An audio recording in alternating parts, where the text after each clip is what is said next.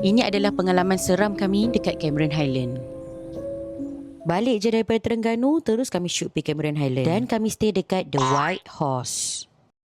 Homestay ni sangat besar dan ni kami tunjukkan bahagian luar dulu dekat hampa. Bahagian depan dia ada campfire. Dengan kawasan yang luas ni, hampa juga boleh main basketball. Ada juga untuk aktiviti berbasikal dekat sini. Masuk je pintu utama ni, hampa akan nampak tangga untuk naik ke ruang tamu dan bilik atas. Tapi kita pergi ke bilik bawah dulu. Sebelah pintu masuk je, muat untuk 2 dewasa. Siap ada pintu sliding lagi dekat sebelah dia. Lepas tu kita akan naik ke atas dan turun dekat belakang pula ada bilik riadah untuk hampa main snooker dengan family hampa. Bilik ni pula dekat dengan dapur dan belakang rumah. Mak kami pula jenis suka memasak kalau pergi mana-mana. Dekat homestay ni juga dapur dia sangat lengkap dengan barang-barang masakan. Hampa cuma bawa bahan yang hampa nak masak je. Barangan masakan semua ada kat sini. Dekat kitchen area ada tempat makan untuk 4 orang. Ini pula dekat bahagian belakang rumah. First time tau pergi Cameron, ada sauna dan pool. Best sekali pool ni ada heater tau. Banyak sangat aktiviti riadah yang hampa boleh spend dengan family hampa dekat sini. Decoration kawasan dia sangat-sangat cantik. Masing-masing pula memang tak sabar lah nak mandi pool. Ini adalah living hall dekat bahagian atas. Selain outdoor activity, indoor activity pun banyak. Dah tu cantik pula pemandangan dia. Kalau ada baby, permainan untuk baby pun ada. Rumah ni pula banyak barangan-barangan lama, estetik betul. Dan ini pula bilik dekat bahagian atas. Satu bilik boleh masuk 4 dewasa. Ada 3 bilik dekat bahagian atas dan 1 master bedroom. Untuk setiap bilik pula dilengkapi dengan hair dryer dan iron. Bilik air dekat master bedroom dia sangat-sangat cantik. Habis je waktu maghrib, kami tunggu penjaga homestay untuk berunggun api dekat belakang. Penjaga homestay ni duduk dekat sebelah rumah je. Kalau perlukan apa-apa boleh je telefon dia. Sementara tu boleh main dulu. Dah jadi unggun api, kami lepaklah dekat belakang ni pula. Sejuk-sejuk menghadap pula unggun api ni memang best. Adik dengan mak kami pula boleh pergi bersauna malam tu. Tempat sauna dia estetik betul. Comel kecil tapi boleh masuk dalam 4 orang. Kakak Naura tu dia dah tak sabar nak terjun kolam, tapi kami cakap dengan dia kenalah pagi esok.